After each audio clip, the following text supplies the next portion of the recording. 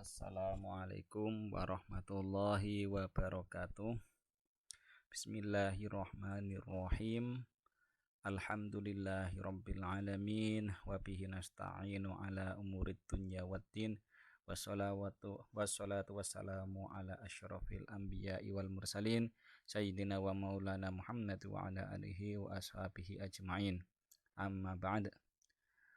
Yang kami banggakan seluruh siswa-siswi SMK, pada kesempatan kali ini, sebelum kita memulai materi, marilah senantiasa kita memuji, bersyukur kehadirat Allah Subhanahu wa taala, sehingga pada kesempatan kali ini kita bisa melanjutkan materi, ya.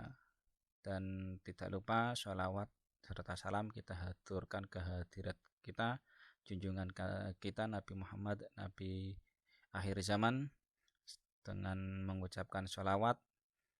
Semoga senantiasa kita diberikan perlindungan dari Allah Subhanahu wa taala, diakui sebagai umat Nabi Muhammad, dan insya Allah masuk surga bersama-sama. Amin Allahumma amin.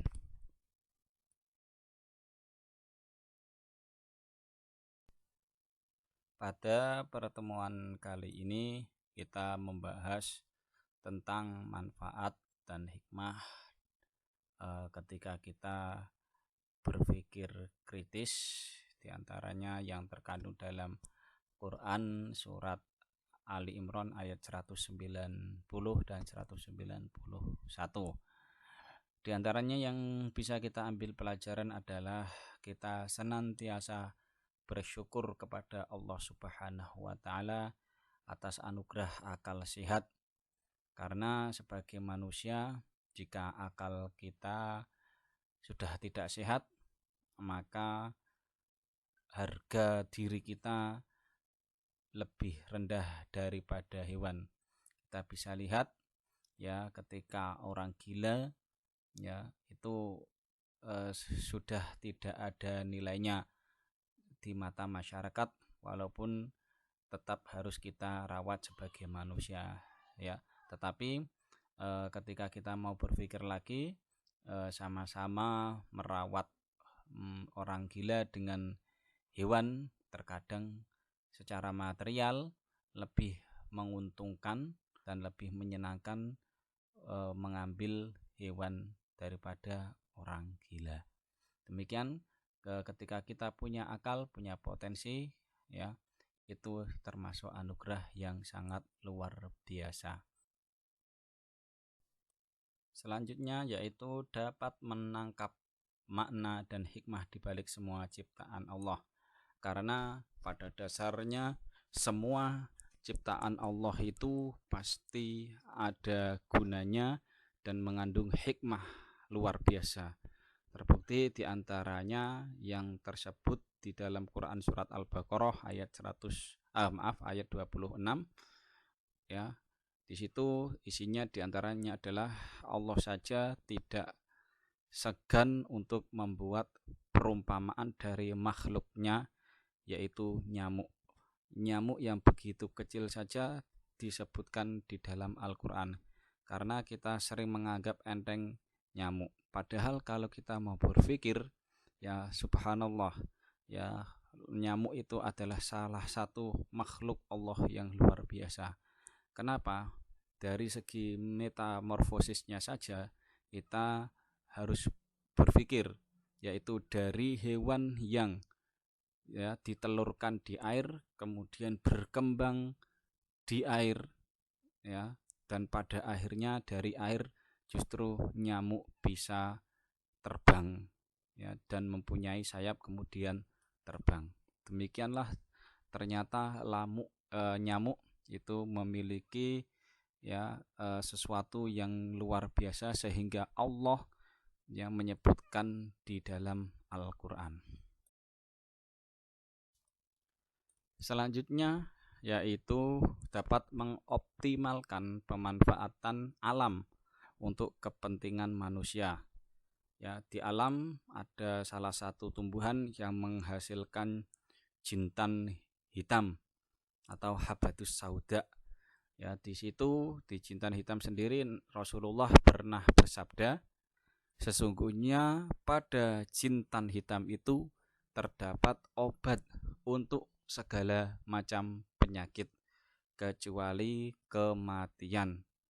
Ya, jadi dari Habbatus Sauda ya itu bisa kita manfaatkan untuk berbagai macam penyakit, ya.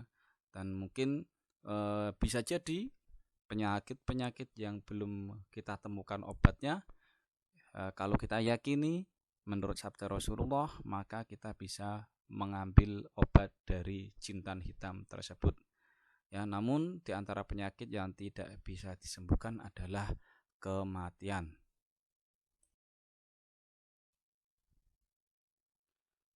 Dapat mengambil inspirasi dari semua ciptaan Allah Subhanahu wa taala dalam mengembangkan iptek. Termasuk diantaranya adalah teori penciptaan manusia, yang mana teori penciptaan manusia berbanding terbalik dengan teori yang diungkapkan oleh Darwin, yaitu manusia berawal dari kera, ya, yang kemudian berevolusi menjadi manusia. Nah, ini bertentangan dengan teori Al-Quran, teori agama Islam yang menyebutkan bahwasanya teori penciptaan manusia pertama kali adalah dari Nabi Adam yang diciptakan Allah Subhanahu wa taala dari tanah.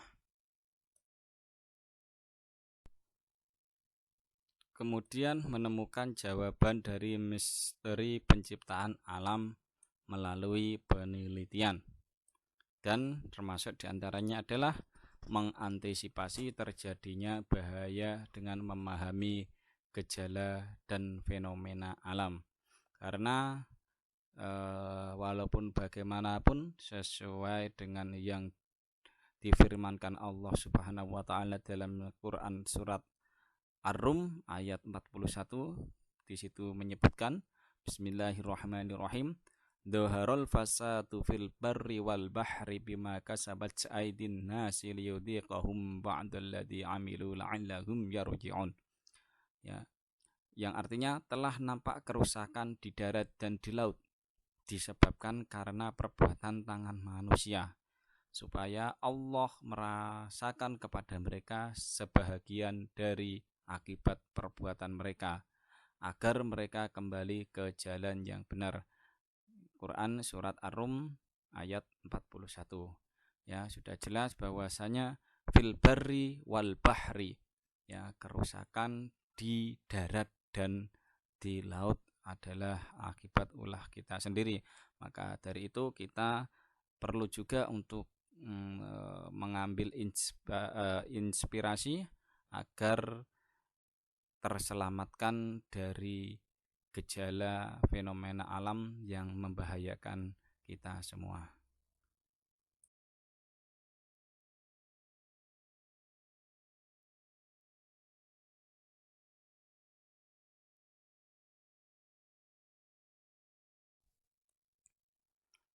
Semakin bersemangat dalam mengumpulkan bekal untuk kehidupan di akhirat dengan meningkatkan amal soleh dan menekan atau meninggalkan kemaksiatan. Ya, orang yang berpikir kritis tidak hanya berpikir untuk kehidupan di dunia, namun juga bagaimana dia dapat bahagia hidup di akhirat.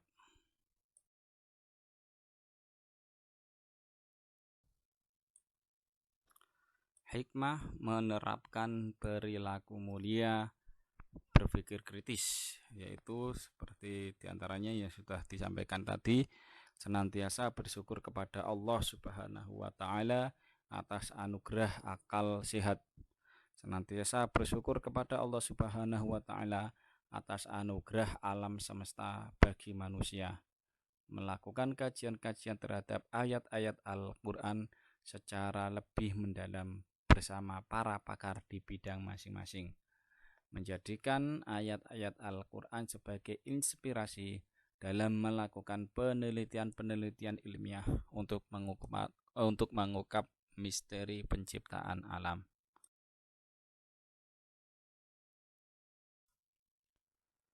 Demikian pembahasan bab 3 tentang berpikir kritis. Dalam pertemuan kali ini selesai sudah. Semoga benar-benar memberikan ilmu yang bermanfaat, barokah fid dunya wad dunya wal akhirah. Dan dari saya pribadi, jikalau ada kurang lebihnya mohon maaf. Wal afu minkum walhamdulillahi rabbil alamin, wallahu a'lam bishawab. Wassalamualaikum warahmatullahi wabarakatuh.